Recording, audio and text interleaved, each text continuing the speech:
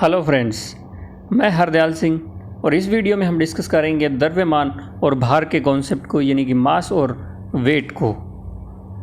मास किसी वस्तु में पदार्थ की मात्रा होती है, यानी कि अगर किसी मटेरियल से, जैसे कि अगर हम एक प्लास्टिक की बॉल बना रहे हैं तो उस बॉल बनाने के अंदर जो प्लास्टिक की मात्रा लगेगी, जो प्लास्टिक की क्वांटिटी होगी, वही मास होगा। जैसे कि हमने ये मटेरियल लिया और इस मटेरियल से हमने एक बॉल को बनाया, तो ये जो प्लास्टिक या जो भी मटेरियल है, इसकी क्वांटिटी है, यही मास कहलाएगा। इसको हम स्मॉल m से डिनोट करते हैं और इसको मात्रक जो है वो है किलोग्राम, जिसको शॉर्ट में kg लिखा जाता है। वहीं पे दूसरी तरफ अगर बात करें वेट की, तो वेट एक बल होता है, यानी ये एक फोर्स है जो कि ग्रेविटी के कारण लगता है। तो किसी वस्तु पर अगर ग्रेविटी के कारण जो बल लगेगा वही भार कहलाएगा, यानी कि वेट कहलाएगा। जैसे कि एक बॉल है और इस बॉल का मास जो है वो m है, तो इस पे लगने वाला जो वेट है वो हमेशा डाउनवर्ड होगा, भार हमेशा डाउनवर्ड लगता है और इसकी वैल्यू जो है वो mg होता है। m जहाँ पे मास है और g जहाँ पे ग्रेविटी है, और इसी को बोला जाता है वेट। ये एक फोर्स है, इसलिए हमेशा इसको न्यूटन में मापा जाएगा। चलिए अब जानते हैं इसके डिफरेंसेस।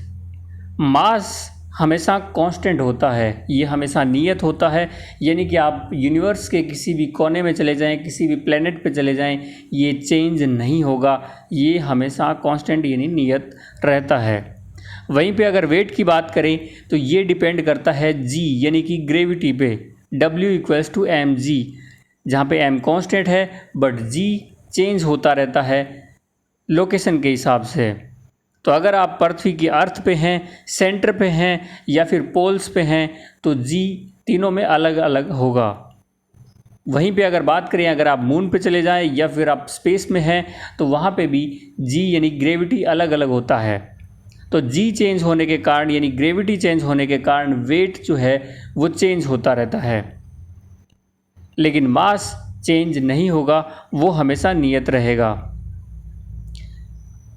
मास कभी भी जीरो नहीं हो सकता, इसकी कुछ न कुछ वैल्यू हमेशा होगी, ये कभी भी जीरो नहीं होगा।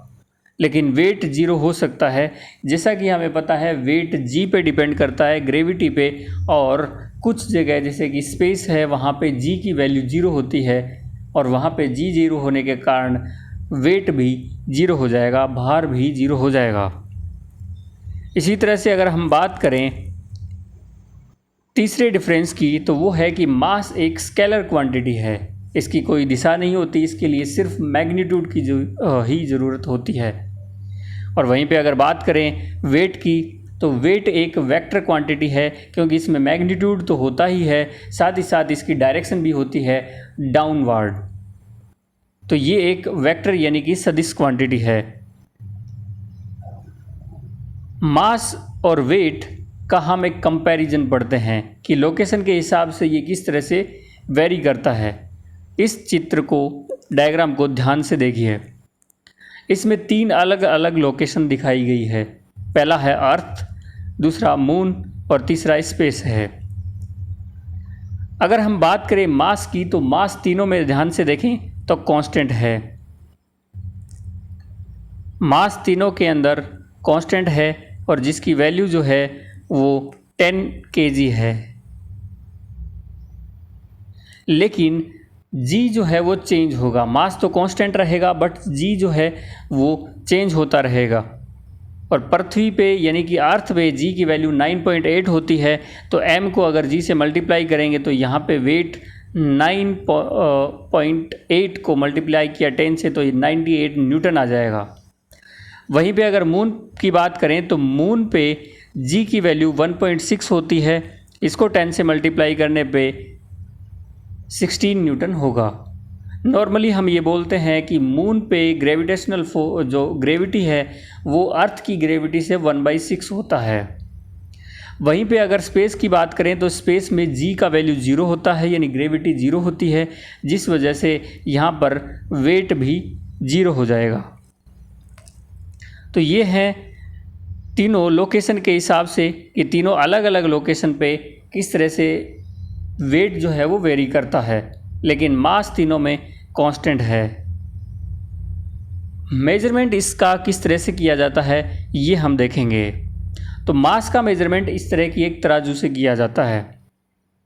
इस तराजू को मान लीजिए कि हमने इसके एक साइड में एक ब्लॉक रखा जिसका मास हमें पता है 10 kg है।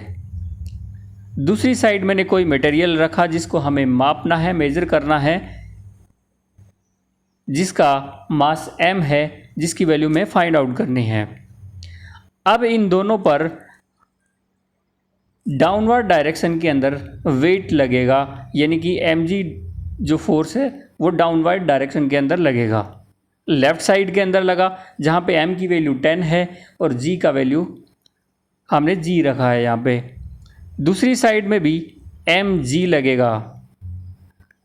ये आप इस डायग्राम में देख रहे हैं कि ये तराजू जो है वो बिल्कुल बैलेंस्ड कंडीशन में है, इक्विलिब्रियम में है एक तरह से। तो यहाँ पे W1 यानी पहली साइड का जो वेट है वो दूसरी साइड के वेट के बराबर होगा। तो यहाँ पे mg इक्वल्स टू mg होगा, यानी कि left hand side mg equals to right mg। इसको और आगे सोल्व करें तो m की वैल्यू 10 आएगा और g आएगा। यहाँ पे g से g जो है वो कैंसिल हो जाएगा और m की वैल्यू आपको सिर्फ 10 kg मिलेगा। तो इस तराजू में ध्यान देने वाली यही बात है कि यहाँ पे जो ग्रेविटी है वो लेफ़्ट साइड राइट साइड को कैंसिल कर देता है और ग्रेविटी कैंसिल होने के कारण यहाँ पे हमें प्योर मास की वैल्यू मिलती है।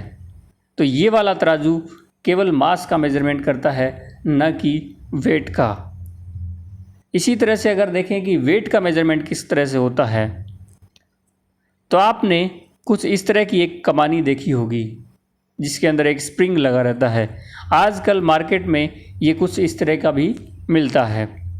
इसके अंदर एक ही साइड है, दूसरा साइड है ही नहीं। इसमें इस कुंडी पे मास को लटकाया जाता है और फिर रीडिंग हमें इस डायल गेज में पता चलती है। तो यहाँ पे ग्रेविटेशनल जो ग्रेविटी है उसका भी मापन साथ में होता है, यानी कि ये हमें वेट का मेजरमेंट करके देता है, न कि मास का। और वेट हमेशा न्यूटन में मापा जाता है। ये था हमारा कंप्लीट वीडियो को देखने के लिए धन्यवाद। बने रहिए हमारे साथ हमारे YouTube चैनल पे और इसे सब्सक्राइब ज़रूर करें इस तरह के और वीडियोस देखने के लिए। धन्यवाद।